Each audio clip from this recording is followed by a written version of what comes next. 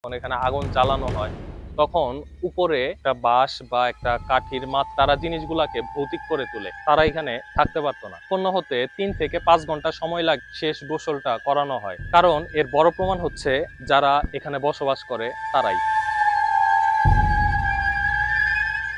আসসালামু আলাইকুম, কেমন আছেন আপনারা? আলহামদুলিল্লাহ, আমিও ভালো আছি। আজকে আমি আপনাদের নিয়ে এসেছি শেরপুরের অন্যতম আরেকটি জায়গায়, যেটা হচ্ছে শেরপুরের শ্মশান, যেটা মৃগী নদীর কোল ঘেঁষেই এই শ্মশানটা অবস্থিত। আপনারা আমার চ্যানেলে পূর্বে একটা ভিডিও দেখেছিলেন, যেটা একটা পরিত্যক্ত শ্মশান ছিল, কিন্তু আমি আজকে আপনাদের যে শ্মশানে নিয়ে এসেছি সেটা মোটেও কোনো পরিত্যক্ত শ্মশান নয়। আপনারা আমার হাতের বাম পাশে দেখতে পাচ্ছেন একটা চিতা।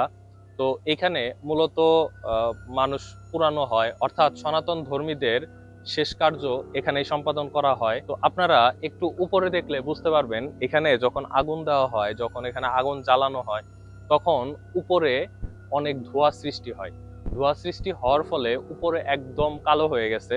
এখানে সনাতন ধর্মীদের যখন দেহের শেষ দাহটা সম্পূর্ণ করা হয়, তখন এখানে কিছু কাঠ কয়লা এগুলা হয়। তো কাঠ কয়লাগুলা মূলত হচ্ছে এখানে নিচে যে ড্রেনেজ সিস্টেম আছে এখানে জমা হয়। এখান থেকে এগুলো আস্তে আস্তে এই নিচের দিকে ফেলে দেওয়া হয়। আপনারা এখানে দেখতে পাচ্ছেন বেশ কিছু কাঠ, এবং কাঠ পুড়ে পুড়ে কয়লা হয়েছে। তো শরীরের সম্পূর্ণ অংশ পুড়ে গেলেও নাভিটা পুড়ে না। তো সেক্ষেত্রে একটা বাঁশ বা একটা কাঠির মাথায় এই নাভিটা রেখে এরপর নদীতে পুঁতে দেয়। তো নর্মালি যেটা হয়, প্রত্যেকটা শ্মশানের পাশেই একটা নদী বা বড় একটা খাল থাকে, সেই অনুযায়ী এখানেও একটা নদী রয়েছে। তো এটা হচ্ছে মৃগী নদী। তো আপনারা এখানে দেখতে পাচ্ছেন আম পাতা একটা সাদা কাপড় দিয়ে বাঁধা। তো মূলত যখন একটা লাশের শেষ দাহ সম্পূর্ণ হওয়ার পরে আম পাতা এবং সেই লাশের সাথে যে কাপড় ছিল সেই কাপড়ের কিছু অংশ এখানে বেঁধে দেওয়া হয়, অর্থাৎ লাস্ট যে দাহটা সম্পূর্ণ হয় সেটা এখানে বেঁধে দেওয়া হয়। পরবর্তীতে যখন আরেকটা দাহ সম্পূর্ণ হবে তখন তার ক্ষেত্রেও এরকম হবে। আমার পূর্বে করা পরিত্যক্ত শ্মশানের সেই ভিডিওতে আমি দেখিয়েছিলাম চিতার বেদিতে এরকম 6টা লোহার পাত থাকে। তো মূলত হচ্ছে এই পাতের উপর চিতা সাজিয়ে এরপরে এখানে দহন কার্য সম্পন্ন করা হয়। সেই অনুযায়ী এখানেও 6টা লোহার বড় বড় মোটা পাত রয়েছে। আমার পেছনে দেখতে পাচ্ছেন একটা রুম। যখন একটা লাশের শেষ দাহ সম্পন্ন করা হয় তার পূর্ব মুহূর্তে এখানে নিয়ে এসে শেষ গোসলটা করানো হয়। এই রুমটার নাম হচ্ছে শেষ স্নান ঘর, অর্থাৎ এখানে একটা লাশের শেষ কার্য সম্পন্ন করার আগে শেষ গোসলটা সম্পন্ন করা হয়। এখন আমার পিছনে যে নদীটা দেখতে পাচ্ছেন, এই নদীটার নাম হচ্ছে মৃগী নদী, যেটা নিয়ে পূর্বে আমার একটি ভিডিও ছিল।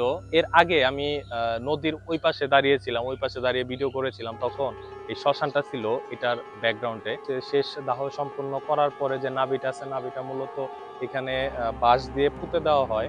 তো আপনারা এখানে দেখতে পাচ্ছেন কিছু বাঁশ আছে, এবং অনেকে এখানে আসলে মাছও মারে। যেমন ওই যে ওই কোনায় একজনকে দেখা যাচ্ছে মাছ ধরতেছে। আমি এখন আছি সেই স্নান ঘরের পেছনে আরো একটা চিতার সামনে। এই চিতাটা দেখতে পরিত্যক্ত মনে হলেও আসলে কিন্তু এটা পরিত্যক্ত না, তবে এটা ব্যবহার করা হতো বেশ অনেক আগে। এটাই ছিল এখানের প্রথম চিতা। কিন্তু পরবর্তীতে আমি আপনাদের একটু আগে যেটা দেখিয়েছি, সেই চিতাটা বানানোর পরে সেই চিতাতেই মূলত হচ্ছে দহন কার্যগুলা সম্পন্ন করা হয়। তো সেটার পরে আসলে এখানে ওই রকম ভাবে আর পুরানো হয় না।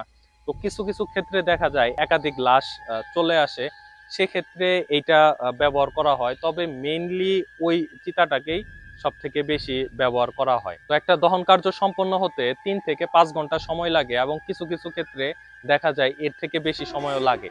তো সেক্ষেত্রে এই চিতাটাকে ব্যবহার করা হয়। শ্মশান নিয়ে আমাদের ভেতরে অনেক ভয়ভীতি থাকে।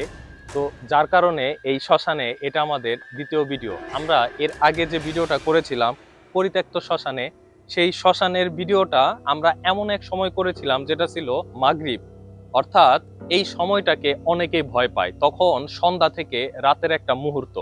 আমরা ওই ভিডিওটা করার পর আলহামদুলিল্লাহ আমাদের কোনো সমস্যা হয়নি। অর্থাৎ এই বিষয়গুলো হচ্ছে টোটালি কুসংস্কার। হিন্দুদের যেমন শ্মশান তেমনি মুসলমানের কবরস্থান। এই জায়গাগুলোকে বিভিন্ন ধর্মের মানুষ বিভিন্ন ধর্মের দিক থেকে পবিত্রই ধরে।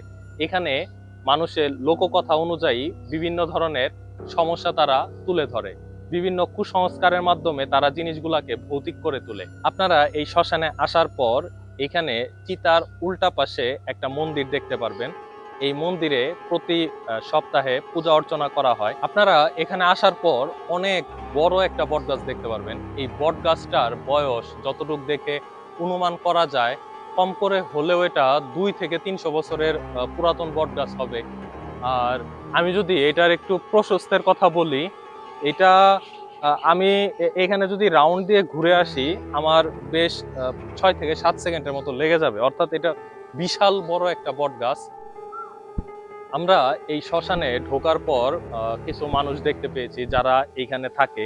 তো আমরা তাদের সাথে কথা বলে দেখেছি। তো তারা অলৌকিক এই পর্যন্ত এখানে কিছু ঘটেছে এরকম কিছু বলে নাই, আর তাদের সামনে এগুলা কোনো কিছু ঘটেও নাই। যদিও বা তাদের সামনে এরকম অলৌকিক কোনো কিছু ঘটতো, তারা এখানে থাকতে পারতো না।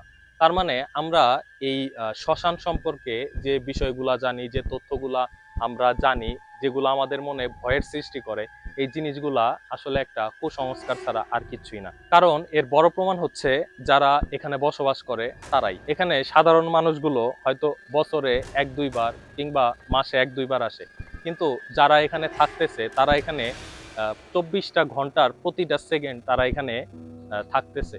তো সেই কারণে এইখানে অলৌকিক কোনো কিছু ঘটবে আর তাদের চোখের আড়াল হবে, এই জিনিসটা ইম্পসিবল। অনেকে কবরস্থান, এরপর শ্মশান, এগুলো নিয়ে অনেকের মাঝে অনেক ভয় ভীতি এবং কুসংস্কার রয়েছে। তো আমি চেষ্টা করেছি এই ভয় ভীতি কুসংস্কার কিছুটা হলেও যেন কমানো যায়। পরিত্যক্ত শ্মশানের যে সময়টাতে গিয়েছি, যদি সত্যি কোনো কিছু থেকে থাকতো অবশ্যই আমাদের প্রবলেম হইতো, কিন্তু আল্লাহর রহমতে আমাদের কোনো প্রবলেম হয়নি। কারণ এগুলা হচ্ছে বিভিন্ন ধর্মের দিক থেকে পবিত্র জায়গা। পবিত্র জায়গায় মানুষের ক্ষতি হবে এরকম পসিবিলিটি নাই বললেই চলে। যে পসিবিলিটি আছে সেটা হচ্ছে আমাদের মনের ভয় এবং আমাদের ভেতরে যে কুসংস্কারগুলা জন্ম নিয়েছে বিভিন্ন মাধ্যমে, সেগুলোর একটা বহিঃপ্রকাশ।